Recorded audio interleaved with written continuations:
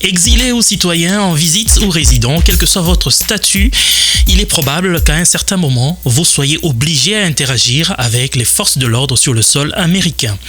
Quoi faire et quoi ne pas faire si vous êtes un jour stoppé par la police américaine?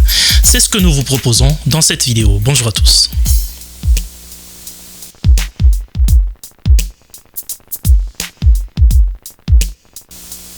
Selon The Washington Post, en moyenne 1000 personnes sont tuées chaque année par des agents de police en fonction aux États-Unis. Connaître ses droits et ses devoirs peut améliorer ses statistiques.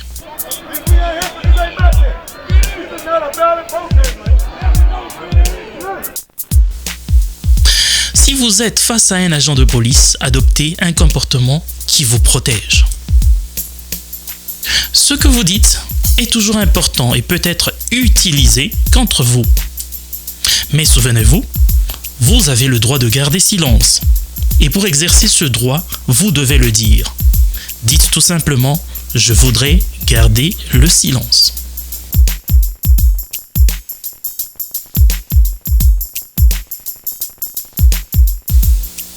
En ce qui concerne une quelconque fouille au corps ou de votre voiture ou toute autre perquisition, dans l'État de New York, la loi oblige la police à vous demander le consentement. Ne donnez pas ce consentement parce que cela pourrait affecter plus tard vos droits devant le tribunal. Si vous êtes ailleurs qu'à New York, renseignez-vous sur la question par rapport à votre État. Si la police dit avoir un mandat de perquisition, demande-lui de le voir.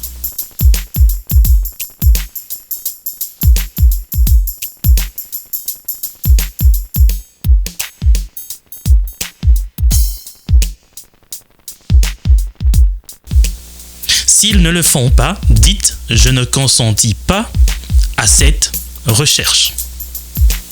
La police ne peut ni vous arrêter, ni vous coller une amende pour avoir refusé de consentir à une recherche. Souvenez-vous, n'interférez pas, ne faites pas obstruction à leur démarche. Même sans votre consentement, ils peuvent toujours vous fouiller ou faire une perquisition. Restez calme et laissez-les faire.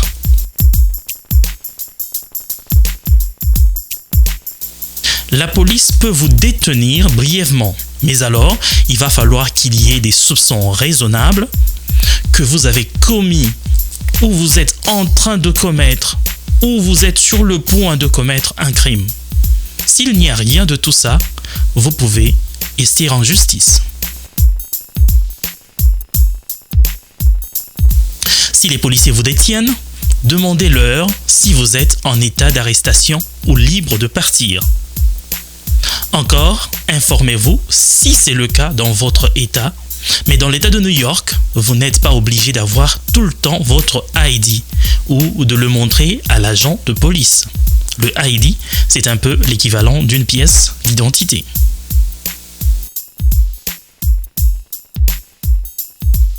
Cependant, si vous avez une assignation ou si vous êtes arrêté, et vous refusez de donner une pièce d'identité ou de dire qui vous êtes aux policiers, la police peut vous détenir jusqu'à ce que vous soyez identifié.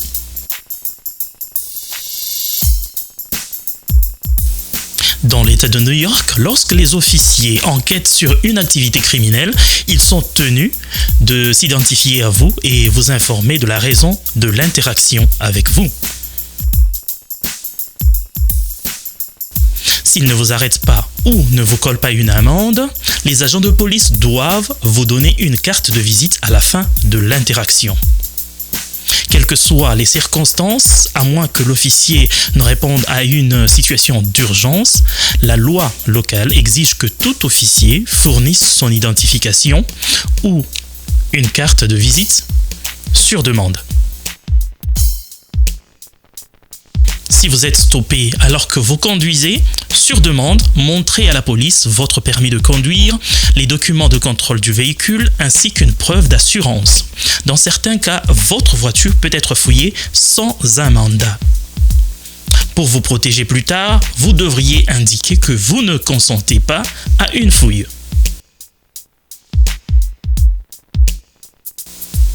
Si Si vous êtes soupçonné de conduire en état d'ivresse, votre taux d'alcoolémie sera testé.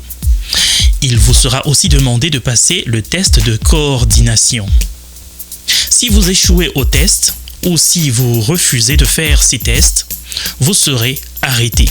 Votre permis de conduire peut être suspendu et votre voiture peut être emportée. De manière générale, si vous êtes arrêté, votre voiture sera fouillée. Si la police vient chez vous, elle peut entrer dans votre maison sans votre autorisation s'ils ont un mandat ou si c'est une situation d'urgence. Si la police dit qu'elle a un mandat, demandez à le voir. Absolument. Et toujours vérifier que le mandat a la bonne adresse. Si vous êtes arrêté dans votre maison ou votre bureau, la police peut vous fouiller et fouiller la zone qui vous entoure. Si vous êtes arrêté ou conduit au poste de police, n'oubliez pas, vous avez toujours le droit de garder silence et de parler à un avocat avant de parler à la police. Ne dites rien à la police sauf votre nom et votre adresse.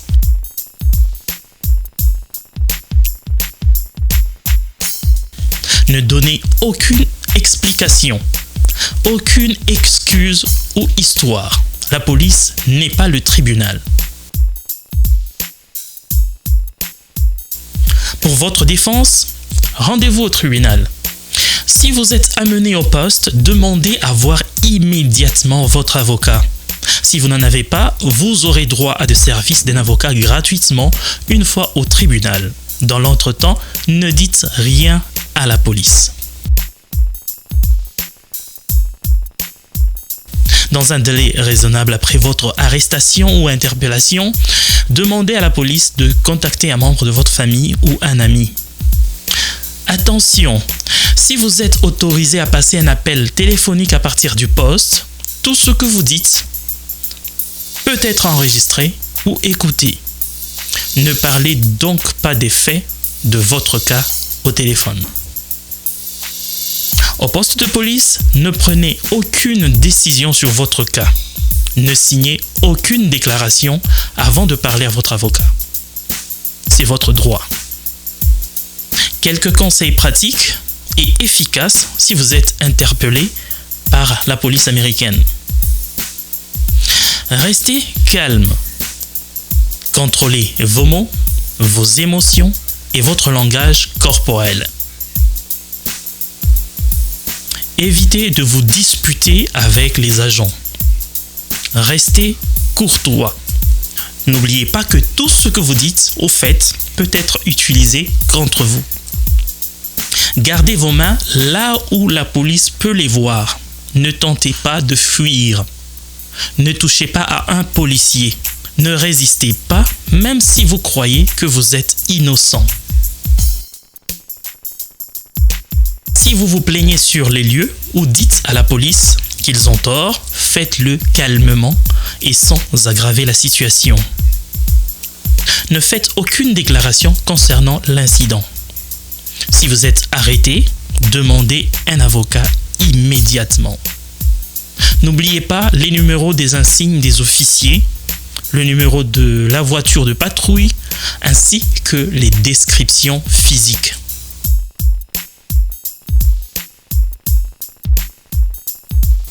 Notez tout ce que vous vous souvenez dès que possible. Essayez de trouver des témoins et leur nom ainsi que leur numéro de téléphone. C'est très important.